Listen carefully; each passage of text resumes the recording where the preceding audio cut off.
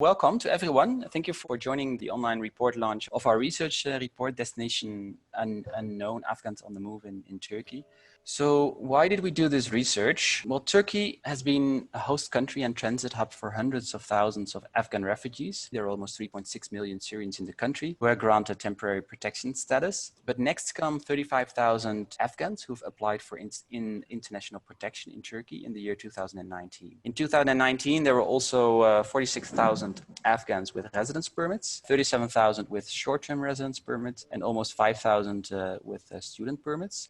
Actually, much different when we look at the number of irregular arrivals. The number of Afghan arrivals doubled in 2018, and the numbers doubled again in 2019. The numbers of irregular arrivals have been increasing exponentially, actually. So it was 100,000 of arrivals in 2018, and that represented 38% of all the arrivals. So in 2020, in the first 6 months, there were 23,000 irregular arrivals from Afghanistan. Afghans, they also constitute a large proportion of arrivals in Europe, both in 2018 and in 2019. 2019, this was 23%. And for the Eastern Mediterranean route, that's even 38% of all the arrivals then. And this is also more or less the same in 2020. For 40% of all the arrivals in Greece are from Afghanistan. These trends, they triggered us to dig more deeper into this migration movement of Afghans and to better understand their migration journeys, their drivers, their living conditions in Turkey and their protection challenges, as well also as their intentions for onward migration. So today we're going to share some of the major findings. So we applied mixed methodology to obtain comprehensive and complementary empirical data. We used both qualitative and quantitative data collection tools. While we were developing these tools, we started with desk research. So as you can see from the map, we have Van, Erzurum, Konya, Adana, Izmir, and Istanbul. In total, we conducted 341 surveys, 9 focus group discussions, and 27 in-depth interviews with Afghan refugees and migrants. We also conducted key informant interviews. So both at local and national levels, we conducted interviews with representatives from international NGOs, national NGOs, public institutions, municipalities, DGMM officials, and academics. So the survey, inspired by MMC's Mixed Migration Monitoring Initiative, included a comprehensive set of questions, including information on demographics, drivers of migration, decision-making, information on migratory routes and journeys, what kind of risk these journeys have entailed, use of smugglers, access to information, assistance, and access to services in Turkey.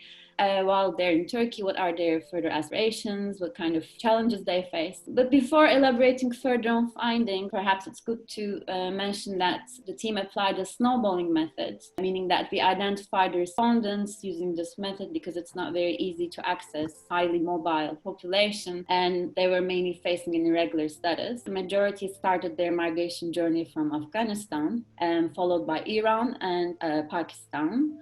Majority left Afghanistan because of violence, with 66%, or economic factors. They provided us further background, including oppression by Taliban and other armed groups, lack of right, discrimination, and lack of access to basic services. Some of our respondents referred to direct consequences of conflict, such as explosions in their villages, destroying their homes. Similar respondents who either fled on their own or with other family members indicated that they have encountered these problems, including sexual abuse, verbal and physical threats, forced marriages, and these were often perpetrated by older male family members and relatives.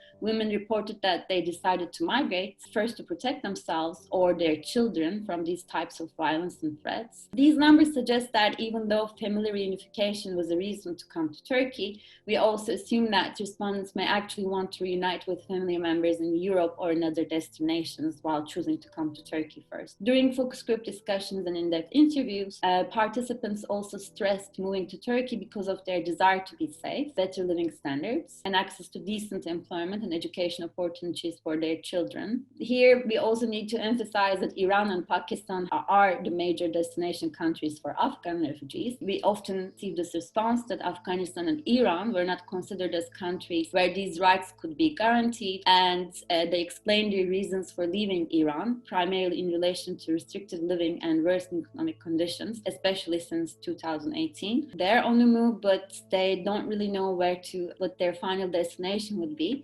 nearly half of respondents, 48%, indicated that they had not reached the end of their migration journey. Another 30% said they had, which implies that Turkey was or had become their de facto destination country. 43% of respondents indicated that Turkey as their intended destination. This was followed by European countries with 19%, Canada 18%, and the United States 11%. In the focus group discussions, participants highlighted that the specific country of destination did not matter as long as they have access to a safe environment, access to better living conditions, and feel welcome. The overall findings on intentions and plans confirm that Afghans are highly mobile, they're still on the move, and although not so much with intention to cross borders into Europe, at least in the short term, but rather to continue movement to somewhere within Turkey. When we asked about their journeys with specifics, the majority of respondents came to Turkey via fragmented journeys through Iran and Pakistan, where this eastern land route is preferred, as you can see from the map. And majority of our respondents actually traveled on foot with 83%.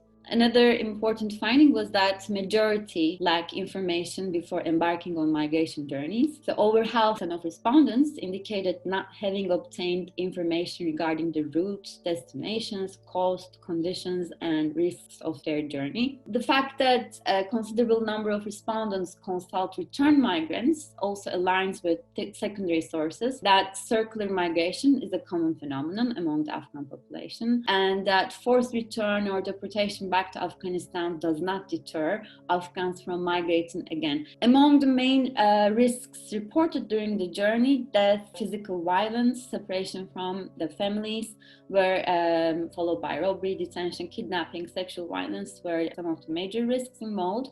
So most Afghans did not travel alone. However, among 93% who traveled with someone else, almost 46% were separated from the ones they started to travel initially. Often the respondents mentioned that they were in need of very basic assistance, like the previous code, like food and water.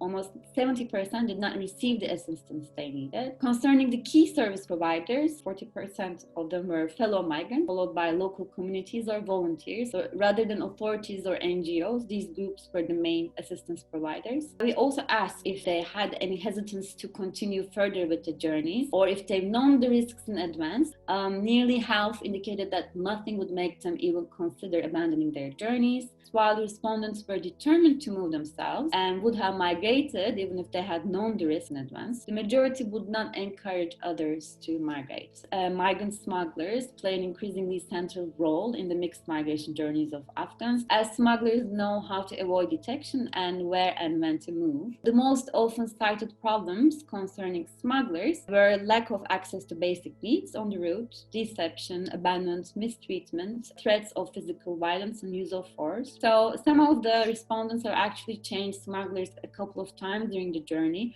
Afghan migrants and refugees face some challenges in Turkey. Language barrier is a main issue to access basic services and lack of knowledge about legal rights and obligations. 83% arrived irregularly without legal documentation. Majority of respondents do not know their rights as an asylum seeker or migrant. A significant proportion of respondents have some health problems or disabilities. Many participants mentioned migration-related traumas, and other problem is language barrier is challenge in accessing health services. Another key challenge in the health area, access to mental health services, because in the Turkish healthcare system, psychological and mental health support services are not covered by the health insurance provided to international protection applicants. Education is one of the biggest source of motivation for migration, but nearly half of the respondents experienced problems accessing education in Turkey, especially due to language barriers, difficulties in paying school-related expenses.